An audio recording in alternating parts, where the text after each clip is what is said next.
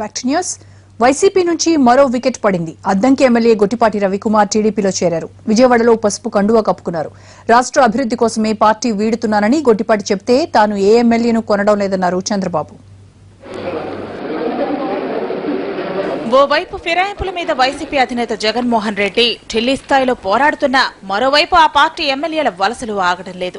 ఇప్పటికే 13 మంది ఎమ్మెల్యేలు సైకిల్ ఎక్కగా ఇప్పుడు మరో ఎమ్మెల్యే గొట్టిపాటి రవి టీడీపీ తీర్థం పుచ్చుకున్నారు.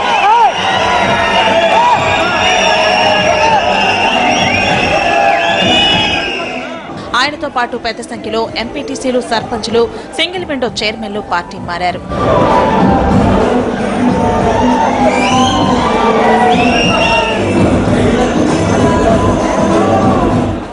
రాష్ట్రాభివృద్ధి కోసమే పార్టీ మారుతున్నట్టు చెప్పారు గొట్టిపాటి. అద్దంకి నియోజకవర్గానికి చెందిన పలు అభివృద్ధి పనులు త్వరగా చేపట్టాలని సీఎం చంద్రబాబుకు విజ్ఞప్తి చేశారు. రాష్ట్ర అభివృద్ధి జరగాలన్నా, కొత్త రాజధాని నిర్మించాలన్నా మనందరం కూడా వాళ్ళ తెలుగుదేశం పార్టీని బలపరిచి గ్రామాల్లో అభివృద్ధి చెందాలంటే గతం నుంచి జరుగుతున్న ఫ్రాక్షన్ రాజకీయాలన్నీ కూడా వదిలేసి మనందరం కూడా కలిసికట్టుగా ముందుకెళ్తే కానీ గ్రామాల్లో అభివృద్ధి చెందరు. అట్లానే మన పిల్లలందరూ కూడా చదువుకొని విదేశాలు వెళ్ళరు అని చెప్పి కూడా చెప్పడం జరిగింది సార్.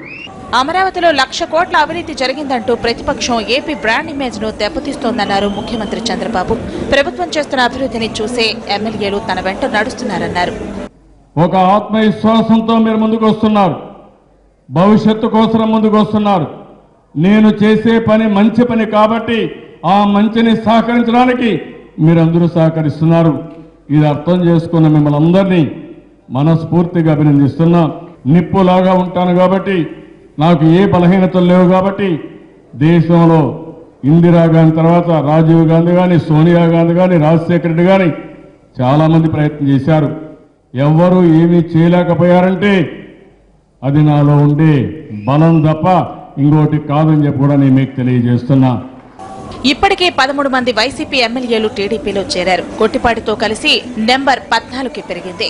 రేపో మాపో మరికొందరు పార్టీని మారతారని ప్రచారం జరుగుతోంది. గొట్టిపాటి సైకిల్ ఎక్కడంతో ప్రకాశం జిల్లాలో వైసీపీ ఎమ్మెల్యేల బలం 4కి పడిపోయింది.